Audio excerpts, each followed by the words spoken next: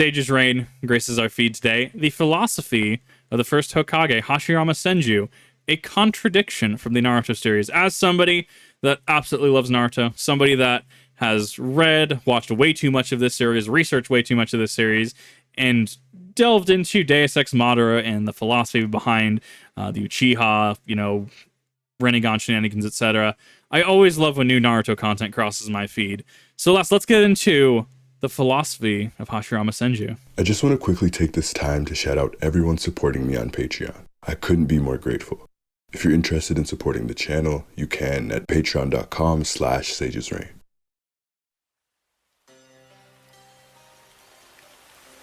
I wonder if this is going to get copyrighted. Nah. So anime music gets me a little sus.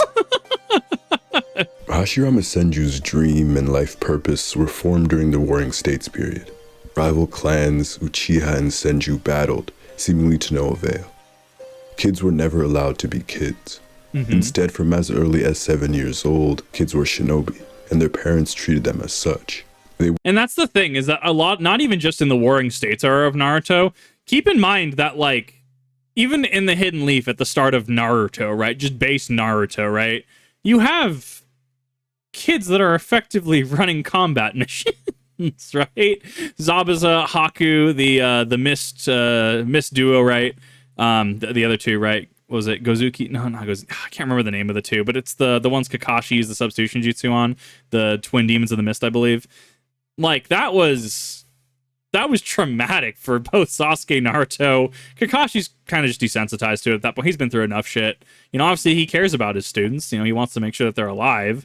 And so it should be traumatic in that capacity, especially because Kakashi, his teammates have always just unfortunately just died. It's traumatic. And even then you get into before Naruto even starts, right? You get into Minato and Fugaku's era, right? How Itachi, as a child, is just witnessing a battlefield of bodies, right? There is definitely commentary on being a child soldier in Naruto. Gozu and Meizu, thank you for clarifying me on that. But yes, there are commentaries on being a child soldier and the price that it can extract on somebody. They were not children, and nor were they innocent. They were warriors. Whoever could hold a weapon, even if it was an infant, was a warrior. The greatest form of love from a parent was raising a child to be a capable shinobi. And that is because life expectancy was around 30 years old. Yeah. Children fought each other. Adult shinobi ganged up on and preyed on these child soldiers, and the remaining children, like Hashirama and Madara, were both forced to bury their siblings, time and time again. So yeah, you wonder why there's so much resentment between some clans, specifically the Uchiha and the Senju. From such a young age, Hashirama detected the cruelty of the shinobi world, even clashing with his father about the way he and the other adults and shinobi viewed the madness of battle. One thing was certain is that he knew that both Senju and Uchiha were in the wrong, and that no children should die or even be implicated in the matters and the wars of adults. I mean, Hashirama is an idealist. He is. And Madara as well is an idealist. Madara was, for all intents and purposes, a good kid. War does that to people. The Senju clan was supposed to be the clan of love, and yet here they were killing off children, the young Senju argued. It was this line of thinking and his friendship with Madara Uchiha, the rivaling clan, that made him into a dreamer. He dreamed of a land of peace, of his own village. Young Hashirama proclaimed that this village would be a place where kids would never have to kill each other again, that no kid will ever have to experience the horrors of the battlefield ever again, the horrors of war. He dreamt of a place where neither side had to die and where they drank like brothers, Uchiha and Senju alike. A place where truth and honesty were paramount. Madara was in agreement with everything, and yet, as they got older, they became the heads of their respective clans and became locked into the seemingly eternal battle of Uchiha versus Senju. They effectively took on the mantle of their clan's responsibilities. Madara being the head of the Uchiha, losing Izuna to Tobirama, which I think is it's not this exact scene, but Tobirama was responsible for Izuna's death, which also had its effect on Madara. and also paved the way to him to get his EMS, his Eternal Mangekyo. And Hashirama had to shoulder being head of the entire Senju clan with the expectation that the Uchiha aren't backing down. The Uchiha and the Senju are giant players. Like, it's not like, you know, you have random clan here, random clan here. They are effectively the two best warring clans, warring families in that era. It is, you are on the Senju side or you are on the Uchiha side. There's really no in between. To be concluded once one side completely wipes the other. And in time, the Senju gained an advantage over the Uchiha. When it came time to deliver the final blow against Madara Uchiha, Hashirama holds back and decides to call a truce between the two rivaling clans. A truce that he was willing to sacrifice his own life for. Having just lost his last blood brother, Madara decides to go forward with the vision that he and Hashirama had so many years prior. It's a bold move, and Hashirama was willing to sacrifice himself for that dream. You know, and that's the thing, is would Tobirama have upheld that? Would the Senju have upheld that? Or if Madara did allow Hashirama to strike himself down, would that only just fuel more bad blood? I mean, there's definitely an argument and discussion to be had there. Accepting the truce and creating the village hidden in the leaves.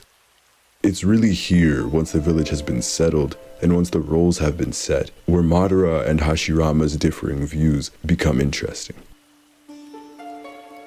Hashirama, rightfully so, gets a lot of praise.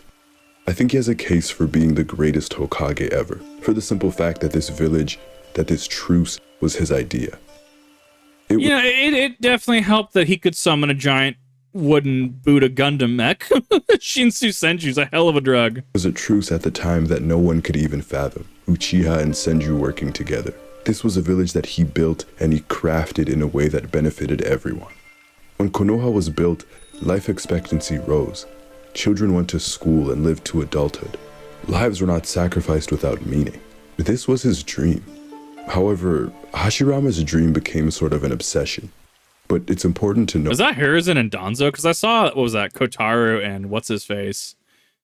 Wow, it's really weird seeing them young. Why? The first Hokage got a taste of his vision.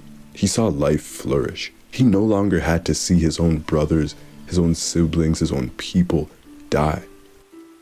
He finally had enough power to prevent people from dying. He then associated the protection of the people and the children with the protection of the village. Because he had enough power to create the village, then nobody would die. Again, it has to be restated that Hashirama was horrified by what he saw in his youth. Already, the Senju leader was an emotional child, an empathetic one. He felt so many emotions strongly, whether that was happiness and joy or bouts of sadness. He was so sensitive to it all. And so the war and the amount of corpses he would see every day, whether it was rivaling children's, his own clan members, his own brothers, he was so scarred by this war, so afraid, so against returning to that kind of conflict, to that kind of powerlessness, afraid of losing another brother. We saw his outburst when Kawurama died, and then later his tears when Itama died. So whatever he could do to prevent that, to prevent those feelings, those emotions, he would do it. Hashirama Senju became the strongest shinobi ever in order to prevent that from ever happening again. Creating the village was a child's dream come true.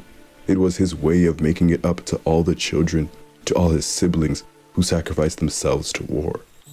And that's the thing I think is going to come up with Hashirama's ideology, is that our time is finite, and it also relies on other people to also reciprocate. You can have a goal for wanting a world without war. You can have a goal of wanting a world without conflict.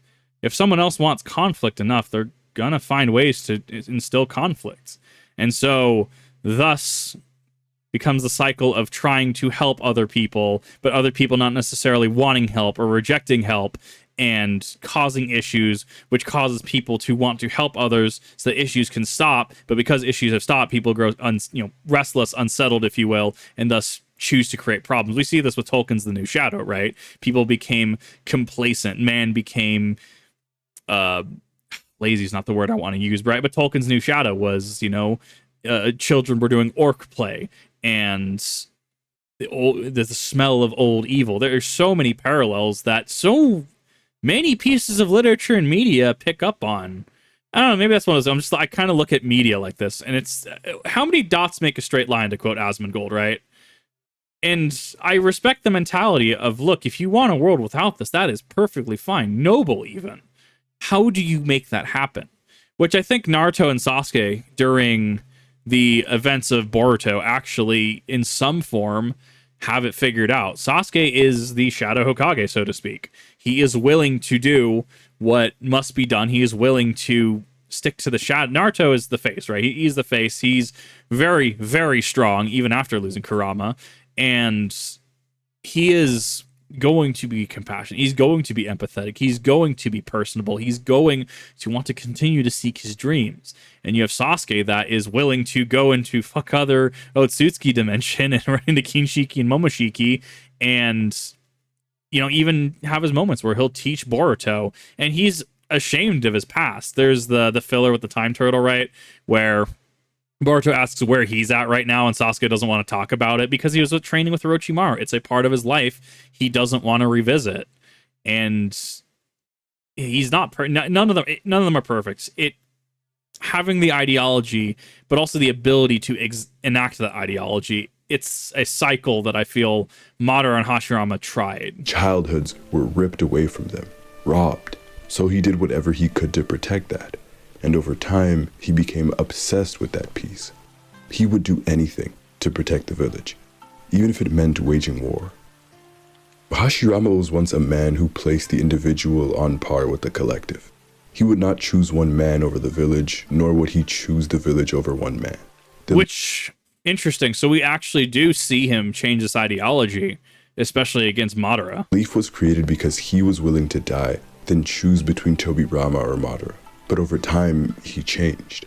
With Tobirama buzzing in his ears, fueling rumors about the quote-unquote true nature of the Uchiha and what the people wanted, things for all intents and purposes, Tobirama, respectfully, fuck right off. God. Tobirama is a problematic fucking individual. Began to change. Hashirama was an immensely powerful man, but he was naive, easily persuaded, intensely loyal. So things began to change, which is a good place to really introduce Madara. The selection of the Hokage was meant to be a democratic process, chosen by the people. Initially, Hashirama wanted Madara to be Hokage, which at first glance is puzzling. But this was Hashirama's love and his compassion on full display, knowing that Madara had just lost his world. Looking back to a young Madara, when Hashirama wanted to build this country to protect all these children, Madara was solely focused on protecting the last brother he had, Izuna, the brother he swore to protect no matter what. And honestly, it does come down to Madara is the next logical choice for Hashirama. Not from the democratic process, however, especially because the Uchiha were persecuted. They were... That's what I'm looking for. There was a bias against the Uchiha. And that's evident in Tobirama alone, and just problematic ideology. We even see it, like, even down to Danzo, right? We have so many individuals with just problematic views about the Uchiha as they're unable to move on from that Warring States era and move on from the past. The same brother that Tobirama cut down many years later. Hashirama was fully aware that Madara had no real tether to the village, and he was feeling powerless and weak. Hashirama suggests Madara become Hokage because he wanted Madara to feel the village's warmth, to feel their embrace, to replicate the great love that he had for his brothers, for his siblings, for Izuna. He wanted to uplift the Uchiha leader and to make him feel useful, to make him feel included. For appropriate reasons, Tobirama was against it. But when he began listing the rumors about the Uchiha, that's when things turned, and we know that. I disagree with Madara being the source of all Uchiha hate in the entire series. Madara's father was also kind of a piece of trash. It was also the Warring States era. It was an era of war with prominently child soldiers. If an infant can carry a weapon, cool, send them on out. It was a rough time, rife with trauma, and the Uchiha being some of the strongest, toughest around. Tobirama himself is just a collective of Uchiha hate. And as, yes, you are correct, chat, not only persecuted, but vilified as well.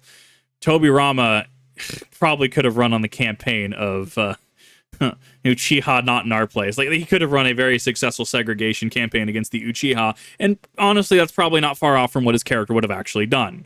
Tobirama's a piece of trash. Don't get me wrong. He's written very well. Tobirama's a piece of trash.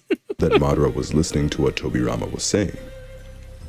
Madara understood that with Tobirama around, he could never become Hokage, and that he and the Uchiha would never find peace in that village. Nope. He knew the depth of Tobirama's hate. Not with Tobirama the around. Senju clan of love, though, right? But that alone was a great reason for him to turn to more extreme measures. The one famous proverb states that the child who is not embraced by the village will burn it down to feel its warmth. It's this very fury that Madara was capable of, that Hashirama tried to prevent, but he didn't try hard enough. I don't know if that's not Hashirama trying hard enough. Once again, it comes back to, you can have the best intentions. If someone is going to want to seek conflict, if someone is going to want to seek persecution of an individual or individuals, they're going to do it. Hashirama can say every day, Tobirama, you can't be a piece of shit. You can't vilify the Uchiha like that. And unless Tobirama listens and reciprocates, Tobirama is still going to do Tobirama things. And, you know, it's easy to put on someone who's arguably an inhuman figure, who is just the god of literal Jesus Christ Shinobi, right? Literal god of Shinobi, Hashirama Senju, where, he didn't try hard enough. I think there's certain things that he might have been blind to. I think there's certain things that he might have been biased towards. Maybe he did think Tobirama would have been redeemable in that aspect. Maybe he would grow over his hatred, but it wasn't the case. And that might, in that case, that would be a failing of Hashirama. If it was a matter of, he tried and gave his best effort, but Tobirama is just that stubborn, there's not a whole lot he could have done different. It's not an easy life for the god of Shinobi. He was pulled by his blood brother Tobirama in one direction and pulled by his brother Madara in another. But listening to Tobirama seemed to be great for the ecosystem of the village and for political power, but would have terrible repercussions in the future for his country when he decided to end Madara Uchiha, presenting the will of fire for the first time. Shinobi are people who must make impossible decisions. Mm-hmm. That's what makes them interesting. I think killing Madara was a questionable decision. Yeah, on one hand, the first Hokage knew exactly how stubborn and how unrelenting Madara got when his mind was set on a goal. I think it was an impossible decision.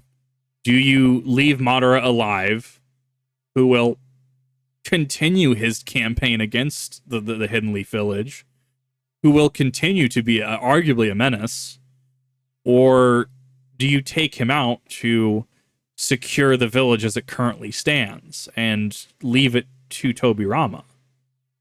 Do you forsake one person for the collective, or put the collective in danger for the sake of a single person?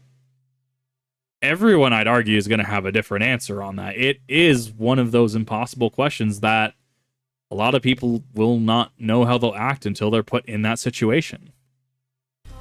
And perhaps Madara could have one day gotten the upper hand, potentially killing Hashirama, and later maybe even causing harm to the villagers in his anger. Their blood would be on Hashirama's hands at that point. That alone is a valid enough reason to take him down, right?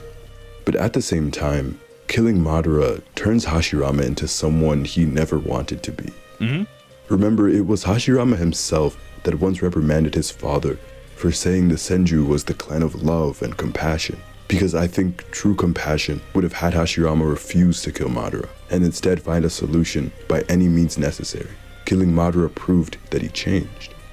After finishing Madara off, the Uchiha tells his friend that he had changed, and that his priorities are backwards, that the change will one day lead the village into darkness. Madara says that Hashirama's nation building bore a paradox, and Madara was right to a degree. Hashirama Madara has some interesting ideologies that he presents. Deus Ex Madara as he is in regards to how he survives certain things, yes. he is a paradox in himself at times. He brings some very interesting ideology to the table, but his ideology is also, I would argue, marred by his confirmation bias. Become much of a contradiction. Hashirama was once so opposed to the blood of innocent children being spilled, and yet, when reincarnated, he commends Itachi, claiming him to be an even better shinobi than he was. A man who slaughtered countless innocent Uchiha children for the village, right? The very dream he desired was a place where children would never have to face the horrors of war. And yet, Naruto, Sakura, Shikamaru are the most counted on shinobi when it comes to the Fourth Ninja War. All aged 16. Children. You have Konohamaru fighting off pain. Remember, the Akatsuki was, for all intents and purposes, a terrorist organization. They were mercenaries for hire. You have Deidara literally blowing up, or at least attempting to blow up the village in the Sand Village, right? Literal terrorists. And Naruto versus Pain is such a good fucking fight. And like, God, I love that I was in the Naruto CCG, the old one. I'm probably the only VTuber that actually played and still actually has decks for the Naruto CCG. God, Naruto versus Pain was fascinating in the TCG. CCG's TCG, same fucking thing. I use them interchangeably. It's technically the CCG, though. God, like, I could gush about Pain for hours, though, and how broken that was in terms of game design. But no, they are child soldiers having to fight on the enemies of nations that are for hire mercenaries. That's a lot of pressure to put on kids. Because of the dedication to protecting the village as a whole over individuals, the Hyuga clan side branch acts as slaves to the main branch, with no intervention from higher ups. Innocent children, innocent people, subjugated to this life with no choice in the matter. Neji received his curse seals at 4 years old. Neji never got to see past the age of 17. I keep forgetting that's censored. That's a censorship. The original was, I believe it was a manji, but due to other appropriations of the manji symbol, they have to censor it. 18 or 18. Another child soldier dead because of the war. Sasuke, a leaf shinobi whose entire clan was slaughtered when he was 7 years old. And we see what he has become, a traumatized kid, all in order to quote-unquote protect the village. The very will of fire that the First Hokage proclaims created people like Danzo Shimura. Under the guise of protecting the leaf, the will of... If you've never... For those of you that have never watched or read Naruto, and I mean this from an apolitical standpoint because it's so fucking true, Danzo is just Naruto Richard Nixon. And you're going to hear that, you're going to think for a second if you've watched or read it and go, oh my god, why does it make sense? I'm not a crook, I did not steal those Uchiha eyes. That is your meme for the video. I both love and hate Danzo. And it wasn't until me and my buddy were talking about Richard Nixon just being Danzo. And I still can't stop laughing because it's so fucking funny. The fire has let him become a warmonger, a war profiteer, a child abuser, all in the name of protecting messed the village. up. If the village is protected, then they have free reign to do whatever they please, to kill whoever they want, to groom child prodigies into machines. Hashirama once admonished the shinobi world and his father, calling it messed up, because his father claimed that the path to a battle-free world is not easily paved. It's not. It's not paved without blood or without the sacrifices of children. These were the words that a young Hashirama could not believe, he could not fathom. And yet, here he is. And yes, Chad is correct. You have Hobirama and problematic ideology seeping down into, well, and Madara's problematic ideology as well, seeping down through the generations into individuals like Danzo, that Danzo and Hanzo, proverbially get into bed with each other in regards to alliances, and that's ultimately what caused who Pain became, who Nagato became, using his best friend's body as the Deva path, his most powerful of the six paths.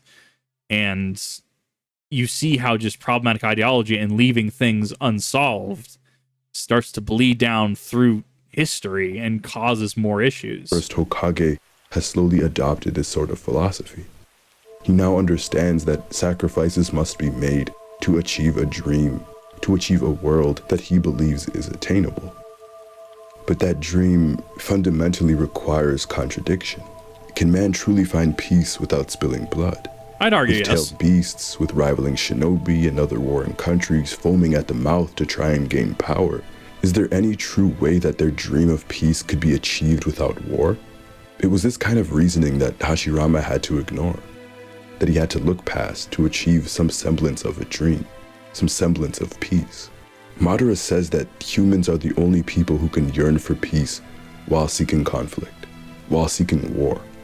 And that is the reason why Hashirama's country is a shameful contradiction. Because he kills and he is willing to kill even his own offspring, his own blood, for quote, peace. But Madara's world, his infinite Tsukuyomi, was not any better. No, That is the dilemma of the shinobi world. Their visions of peace and their dreams and their methods of achieving it all have fundamental problems. That's what makes these two characters interesting. When it comes to the conflict between Madara and Hashirama, we know that they get reincarnated and reimagined into Naruto and Sasuke. I don't actually take narrative fault with Indra and Ashura. I really don't. I understand why people take fault in it, and and apparently allegedly invalidating the entire messages of Naruto. Naruto could just have chosen to not be better. Sasuke could have chosen to give up. They still had to put in the legwork to get where they were at. Just because you have, Ashura's massive chakra reserves and certain interactions, especially with the Nine Tails, right? Just because you have that doesn't mean that you're putting in the leg or you're putting in the effort. You have the ability, the mental capacity, the strength to utilize that. And honestly, say Naruto had given up or Naruto didn't train as hard as he did, right? Sasuke could have easily just ran him through in the final encounter very easily.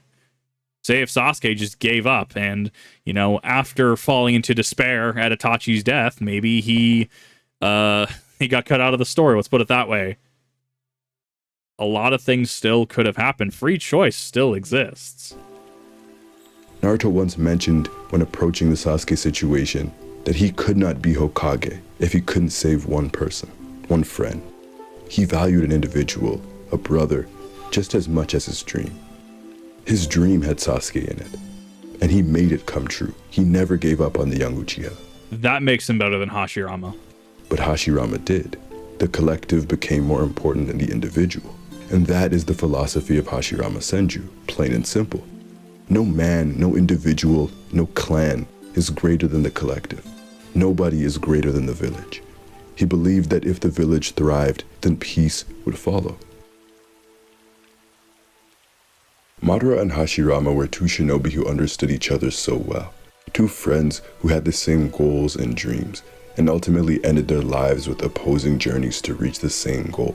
Rarely do you meet somebody who understands you so well. Hashirama knew Madara's one weakness, the weakness of both the man and of his all-powerful eyes, and he killed him using that very weakness.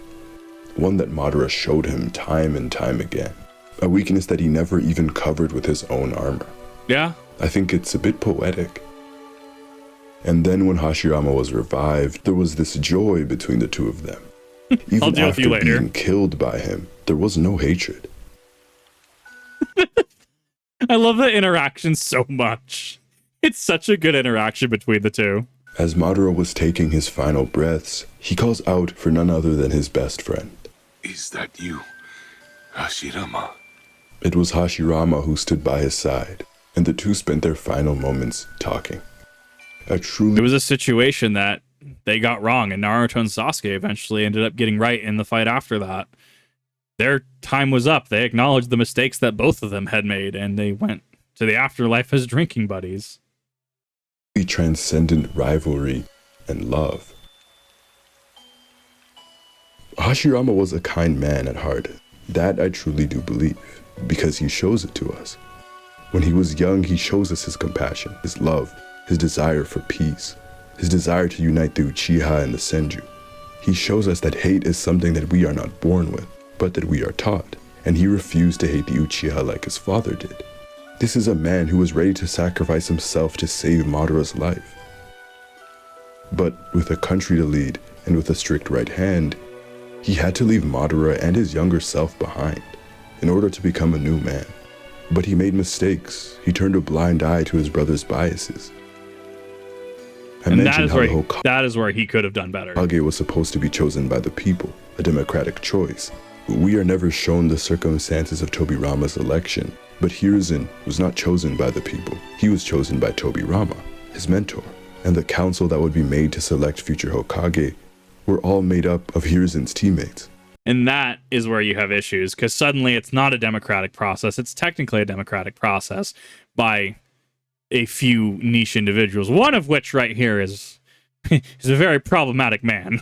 Tobirama's students, potentially people who carried Tobirama's biases, one of which Danzo Shimura. Definitely did.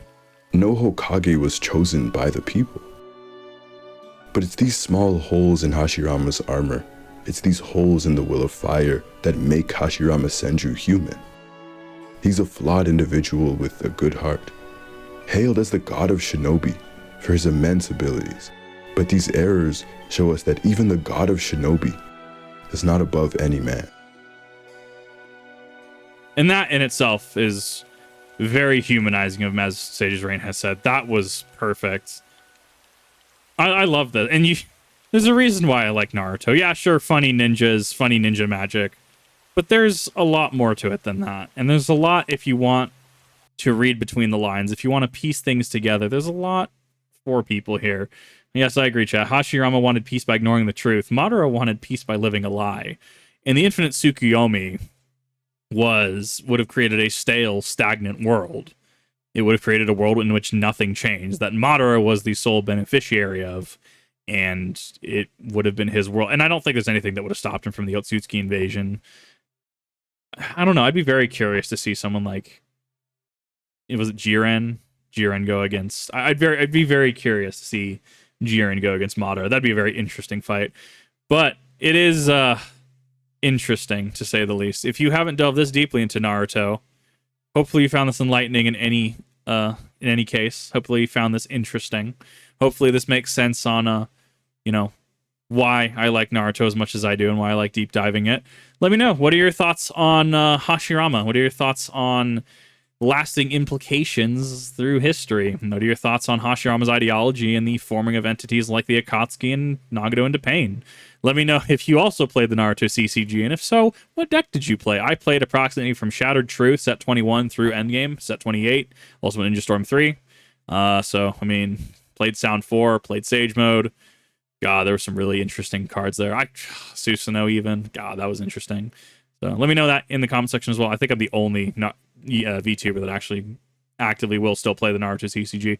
Last, let me know, and definitely go check out Sage's Reign if you haven't. Awesome individual. I absolutely love this content. Hopefully you did as well. Definitely go check him out, and I'll see you in the next one.